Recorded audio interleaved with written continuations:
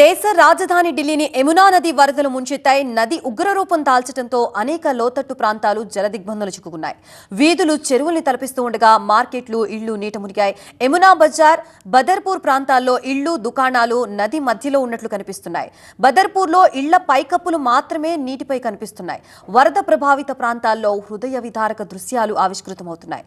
యమునా నది పరిహార ప్రాంతాల్లో ఉన్న ప్రజల్ని సురక్షిత ప్రాంతాలకి తరలించారు. ఈస్ట్ ఢిల్లీలో మయూర్ విహార్ దగ్గర 100 టెంట్లతో రిలీఫ్ క్యాంప్ ఏర్పాటు చేశారు. వరద బాధితులకు తాత్కాలిక ఆవాసం, విద్యుత్, తాగునీరు, ఆహారం, వైద్య సదుపాయం అందించనున్నారు.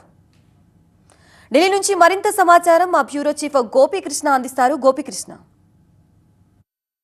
వారం రోజులుగా దేశ రాజధాని ఢిల్లీలో యమునా నది ప్రమాదకర స్థాయిని మించి ప్రవహిస్తోంది. ప్రస్తుతం 207.3 మీటర్లుగా యమునాలో వరద ఉధృతి కొనసాగుతోంది.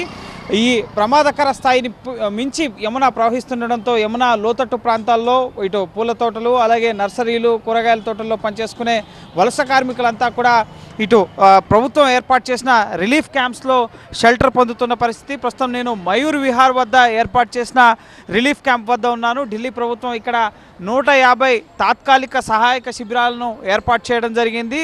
ఈ యమునా పరివాహక ప్రాంతాల్లో నర్సరీలు, అలాగే పూల తోటలు, కూరగాయల తోటల్లో ఇటు వ్యవసాయ కూలీలుగా, అలాగే రోజువారీ జీవనం గడుపుకునే కూలీలంతా కూడా ఇక్కడ సేద తీరుతున్న పరిస్థితి ఉంది. వారు సంబంధించిన పశువులు, అలాగే వ్యవసాయ పనిముట్లు, రిక్షాలు వీటన్నిటితో ఇక్కడికి వచ్చి ఇక్కడ ప్రభుత్వం ఏర్పాటు చేసిన సహాయక శిబిరాల్లో ఆశ్రయం పొందుతున్నారు. ఇక్కడ వారికి ఇటు తాత్కాలిక వసతితో పాటుగా తాగునీరు, అలాగే ఆహారం, వసతి సౌకర్యాలని ఏర్పాటు చేయడం జరిగింది. ఉత్తరాఖండ్ రాష్ట్రంలో ప్రస్తుతం వర్షాలు తగ్గాయి కాబట్టి రానున్న కొద్ది రోజుల్లో యమునాలో వరద ఉధృతి తగ్గే అవకాశం ఉంటుంది. వరద తగ్గిన తర్వాత మళ్ళీ వీరంతా కూడా వ్యవసాయ క్షేత్రాల్లోకి వెళ్ళి మళ్ళీ వారి రోజువారీ జీవనాన్ని కొనసాగించుకునే అవకాశం ఉంటుంది.